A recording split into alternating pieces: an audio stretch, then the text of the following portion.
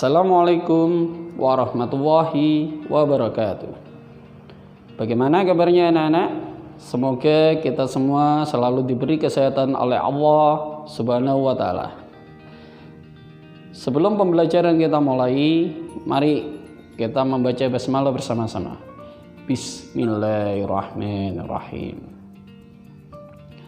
Baiklah anak-anak, pada pembelajaran kali ini mari kita simak baik-baik video berikut. Bismillahirrahmanirrahim. Assalamualaikum adik-adik.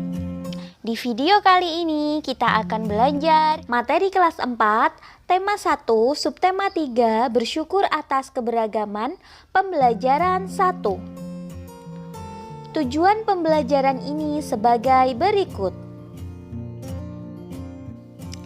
Indonesia memiliki keberagaman adat istiadat, makanan, permainan tradisional, lagu, tarian, dan yang lainnya. Kita perlu mensyukuri karena dapat menikmatinya. Makanan tradisional Indonesia membutuhkan waktu dalam mengolahnya. Pembuatnya pun harus ahli membuatnya. Kita akan belajar tentang seorang ibu pembuat dodol Betawi, makanan tradisional Betawi. Adik-adik yang hebat, karena materinya adalah menemukan gagasan pokok dan gagasan pendukung dari teks lisan, jadi kakak tidak menampilkan teks tulis atau visualnya ya. Nanti adik-adik mendengarkan setiap paragraf yang akan kakak bacakan. Kemudian identifikasi gagasan pokok dan gagasan pendukung dari setiap paragraf. Lalu tuliskan hasilnya dalam bentuk peta pikiran. Judul bacaannya adalah Dodol Betawi Mak Salma. Siap ya? Kita mulai paragraf pertama. Sebentar lagi kota Jakarta akan berulang tahun. Seperti tahun-tahun sebelumnya, Mak Salma menerima banyak pesanan. Mak Salma adalah pembuat dodol tradisional Betawi di kampungnya. Biasanya, ketika menyambut ulang tahun kota Jakarta, banyak pertokoan yang mengadakan festival Betawi. Makanan Betawi menjadi jajanan di festival. Kerak telur, bir pletok, dan dodol Betawi menjadi primadona makanan dalam menyambut Dirgahayu Jakarta. Silahkan lengkapi gagasan pokok dan gagasan pendukungnya dari paragraf 1 tersebut. Kita lanjut paragraf kedua. Sudah sejak seminggu yang lalu, Mak Salma bekerja keras. Ia dan beberapa ibu-ibu tetangganya membuat adonan dodol. Ketan, gula merah, gula pasir, dan santan dicampur menjadi satu. Membuat dodol Betawi membutuhkan kerjasama. Tidak hanya perempuan, laki-laki pun terlibat dalam pembuatannya. Biasanya, Mak Salma dan ibu-ibu menyiapkan bahan, memarut kelapa, dan menumbuk beras ketan.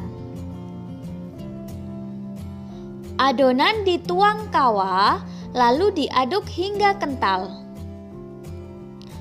Proses mengaduk ini dilakukan terus-menerus selama 8 sampai 12 jam. Pembuatannya memang berat dan lama. Oleh karena itu, pembuatan dodol Betawi membutuhkan kerja sama. Wah, ini di paragraf 2 mudah sekali adik-adik menemukan gagasan pokoknya.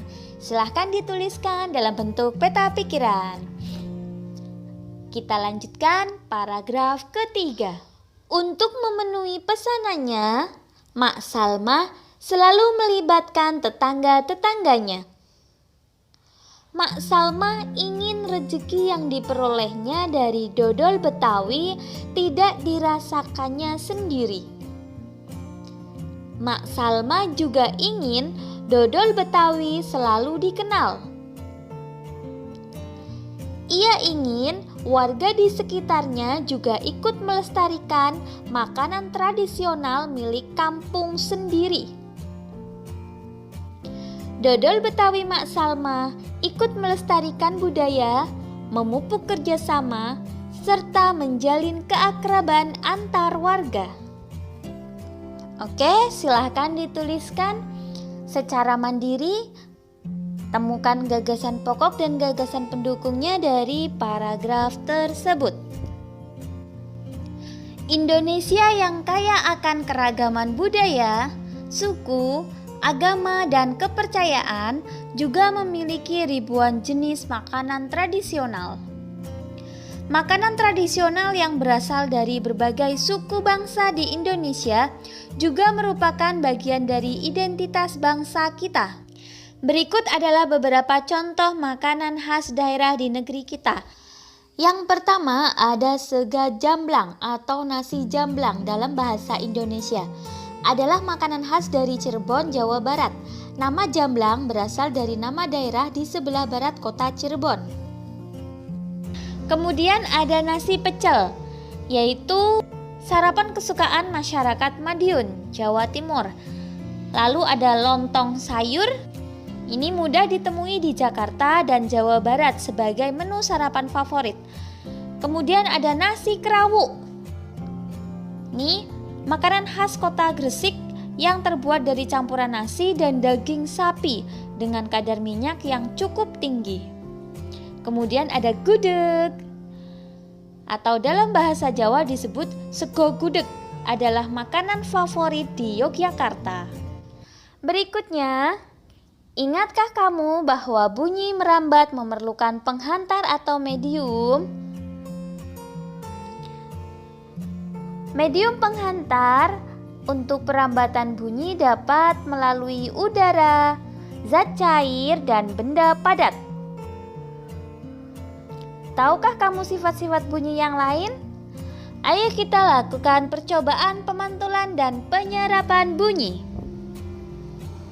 Tujuannya yaitu untuk membuktikan macam-macam bunyi pantul melalui percobaan terhadap bunyi benda-benda sederhana dalam ruangan. Alat dan bahannya meliputi piring kaca, piring plastik, gabus, 2 tabung kertas, beberapa buku, dan arloji yang berdetak. Langkah kerjanya, yang pertama, susunlah 2 baris buku dengan ketinggian yang sama. Lalu, letakkan tabung-tabung di atas buku dengan hati-hati. Kemudian, pegang arloji di telingamu. Dengar baik-baik untuk meyakinkan bahwa kamu mendengar bunyi detak arloji. Yang selanjutnya, letakkan arloji ke dalam salah satu tabung. Dengarkan dari ujung tabung yang lain. Apakah kamu dapat mendengar bunyi detakan jarum arloji? Dan yang terakhir, minta temanmu untuk memegang piring atau benda lain di ujung tabung yang lain.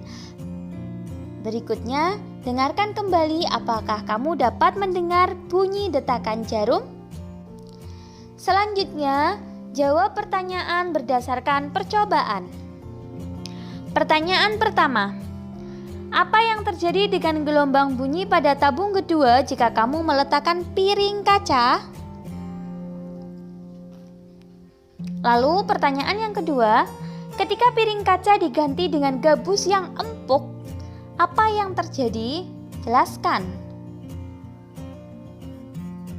Dan yang terakhir, apa yang terjadi pada gelombang bunyi pada tabung pertama? Kemudian, apa yang dapat adik-adik simpulkan dari percobaan tentang bunyi tersebut?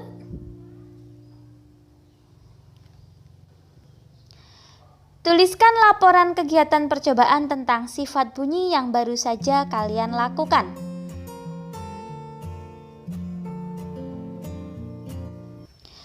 Alhamdulillah, sekian video pembelajaran kali ini. Semoga bermanfaat, banyak kekurangan kakak mohon maaf. Selamat belajar, semoga senantiasa dimudahkan oleh Allah Subhanahu wa Ta'ala. Dan jangan lupa tetap jaga kesehatan. Wassalamualaikum warahmatullahi wabarakatuh. Anak-anak, setelah menyimak video tadi, sekarang tugas kalian di rumah. Tugasnya yaitu kerjakan tugas-tugas atau pertanyaan yang ada di video tadi. Baiklah anak-anak, pembelajaran kali ini cukup sekian, kurang lebihnya Pak Guru mohon maaf, dan Pak Guru akhiri. Wassalamualaikum warahmatullahi wabarakatuh.